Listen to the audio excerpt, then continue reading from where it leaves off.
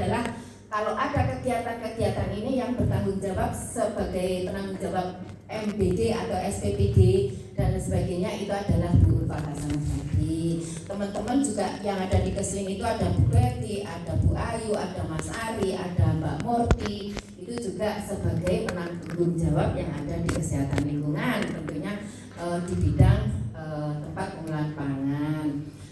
Tadi sudah disampaikan Mbak Ulfa, nama saya adalah Sunarti. Sebelumnya saya mohon maaf barangkali nanti menyampaikannya nanti ada yang baru lagi 10 ini ya sudah bisa dilihat dari belakang bisa. Ini berarti SPPD mana Bu? Pesulungan Lor. Yang punya shop ownernya sudah tahu apa belum? Sudah siapa Bu? Sakti, iya alhamdulillah berarti sudah kenal. Sudah tahu SPPI-nya siapa? Sudah siapa Mas? Mana SPPI-nya mana? Oh, Mas Fauzan. Oh ya. Ahli gizinya? Mbak Erza. Oh kumpul di sini. Akuntansinya? Oh sudah kumpul semuanya. Alhamdulillah. Berarti pada siang hari ini sudah lengkap personelnya, gitu ya Mas. Sudah lama pendidikannya terakhir lulus bulan apa? Bulan Juni 2025. Oh, bulan Juni 2025. Alhamdulillah sudah apa ya maksudnya sudah mendapatkan tugas ya Mas. Sudah P3K? Sudah diangkat P3K? Alhamdulillah. Yang bertahun-tahun kalau yang di dinas alhamdulillah.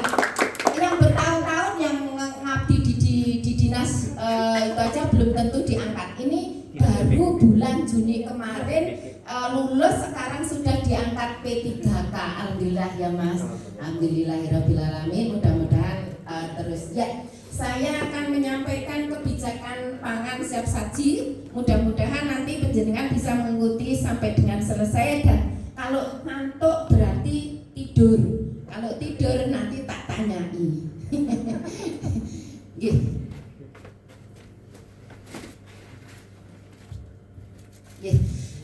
Isu keamanan siap pangan siap saji itu ada beberapa. Di antaranya adalah isunya higien sanitasi. Yang kedua adalah pemakaian bahan yang dilarang di dalam untuk pangan. Yang ketiga adalah alergen. Yang keempat cemaran biologi, fisika, kimia, dan yang selanjutnya adalah isu keracunan pangan dan isu gula, garam, dan lemak. Nah, di antara beberapa yang isu keamanan pangan siap saji ini adalah yang higien sanitasi, karena di mana kalau tidak yang mengelola yang tidak sehat, sanitasinya tidak baik, berarti akan menimbulkan apa? Keracunan pangan. Makanya penjenengan dilatih di sini ini supaya nantinya bisa memberikan manfaat kepada penerima manfaat, supaya yang diolah di dapur ini adalah nanti makanan yang sehat dan aman. Nah, yang higien sanitasi berarti di dalam kebersihan perorangan, orangnya tidak ada yang berpenyakit menular. Di antaranya apa, teman-teman? TBC, hepatitis, HIV kan enggak, karena HIV tidak. Kalau HIV bukan menularkan di situ. Kalau TB paru, hepatitis, koreng ya, yang ada di sana ada yang budiken gitu, berarti kan tidak boleh untuk menjamah makanan. Nah, kalau TB paru tentunya tidak diperbolehkan sama sekali apabila dia menjamah makanan. Kalau misalnya ada yang TBC, berarti harus berobat dulu sampai dengan sembuh dan baru boleh ikut bekerja sama. Hepatitis pun sama. diobati sampai dengan sembuh, sampai dinyatakan oleh dokter dan laboratorium sembuh total, berarti baru boleh ikut mengelola seperti itu. Nah, pemakaian bahan yang dilarang untuk pangan berarti makanan yang ada di MBG nantinya supaya tidak ada yang menggunakan bahan tambahan yang dilarang. Contohnya apa? Formalin. Nah, apa yang bisa diformalinkan? Ada yang formalin itu biasanya di mana? Di ikan, di ayam, di daging, dan lain sebagainya. Kalau membeli bahan makanan yang untuk dikonsumsi, berarti harus benar-benar dilihat yang apa, Mas? Yang bebas dari formalin, borak, dan pemanis buatan, pewarna buatan tidak diperkenankan. Berarti benar-benar harus makanan yang segar dan aman. Nah, yang selanjutnya adalah alergen. Di dalam nanti penjenengan sudah mempunyai jumlah atau di mana saja penerima manfaat yang ada di dapur penjenengan, berarti harus meng-cross-check ke tempat-tempat yang sudah diberikan.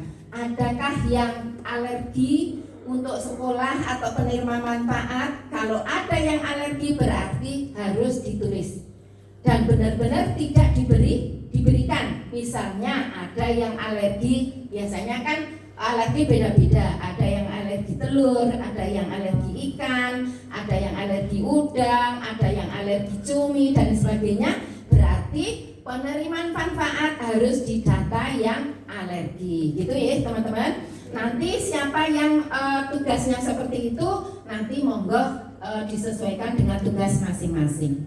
Nah, yang isu selanjutnya, kenapa ada cemaran biologi, ada cemaran fisika, dan ada cemaran kimia. Di dalam keamanan pangan siap saji itu tidak boleh adalah yang mengandung atau yang merusak makanan, diantaranya adalah cemaran biologi. Itu disebabkan oleh mikroorganisme. Contohnya, kalau makanan itu ya dibuat atau dimasak, airnya tidak sesuai dengan apa yang direkomendasikan di Kemenkes, berarti harus benar-benar diperhatikan. Contohnya di SPPG jenengan berarti airnya harus air apa? Air minum. Harus menggunakan alat apa tadi mungkin sudah disampaikan oleh Bu Ulfa. Apa namanya? Filter. Harus disertai dengan UV. Sudah ada? Sudah. Alhamdulillah.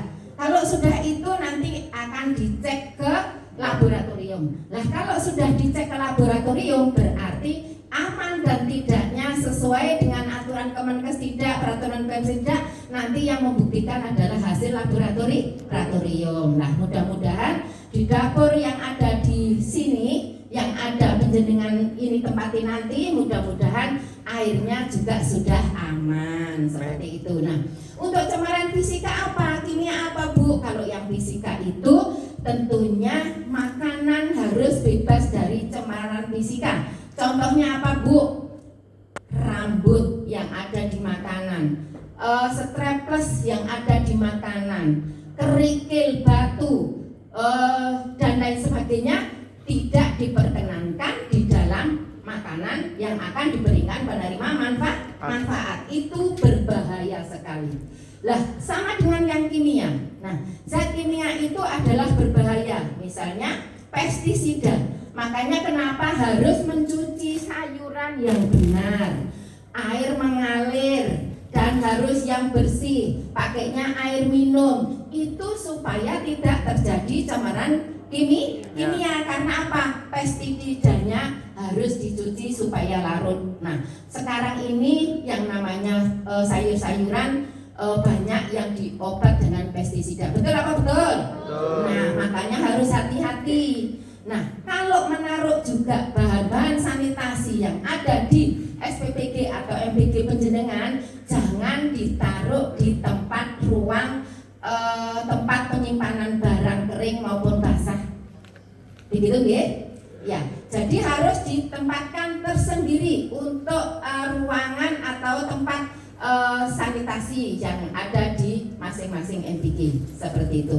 Nah, yang namanya isu lagi keracunan pangan sudah dengar banyaknya tahun 2024-2025 yang SPPD, MBG yang banyak keracunan pangan untuk diberikan penerima manfaat banyak sekali teman-teman. Makanya di sini di Kota Tegal mudah-mudahan diharapkan supaya nanti penjenengan sudah running benar-benar dipertahankan supaya tidak ada yang terjadi keracunan pangan. Siap? Ya. Nah, begitu. Nah, yang namanya isu lagi ada gula garam lemak. Nah, masaknya yang untuk anak-anak ini supaya tidak terjadi keracunan keamanan pangan berarti masaknya harus benar sesuai dengan yang disampaikan oleh teman-teman nanti, ibu-ibu para narasumber, supaya tidak terlalu asin, supaya tidak terlalu manis, supaya tidak banyak lemaknya. Karena apa? Anak-anak yang diberi makanan tambahan yang ada di sini ini adalah benar-benar masakan yang harus diolah dengan baik dan benar supaya tidak terjadi apa? Keracunan pangan. Kasihan sekali. Pak Presiden itu memberikan memberikan sebuah kebijakan bahwa semua masyarakat atau anak sekolah dan ibu hamil, ibu menyusui mendapatkan makanan dari SPPG atau MBG supaya mencerdaskan anak bangsa untuk generasi penerus. Jadi yang diberi tanggung jawab berarti harus berhati-hati seperti itu. Nah, ini juga keracunan pangan masih menjadi masalah kesehatan masyarakat. Betul? Betul. Sering terjadi, sering dengar? Sering. Nah, inilah yang menjadi tanggung jawab, menjadi perhatian kepada seluruh SPPD, MBG yang ada di Kota Tegal supaya hal seperti ini tidak terjadi kembali seperti itu. Jadi yang namanya keracunan pangan di tahun 2024, di tahun 2025 masih terjadi adanya keracunan pangan yang disebabkan oleh makanan baik itu dari restorasi, dari MBG, dari rumah makan dan sebagainya masih terjadi. Karena itu kami mengharapkan supaya teman-teman yang ada di sini saling kerjasama di antara baik itu penerima bahan bakunya, baik itu dari seleksi dari bahan bakunya, baik itu dari penerimaannya sampai dengan persiapan pengolahan sampai pemorsian sampai dengan distribusi harus saling kerjasama di antara salah satunya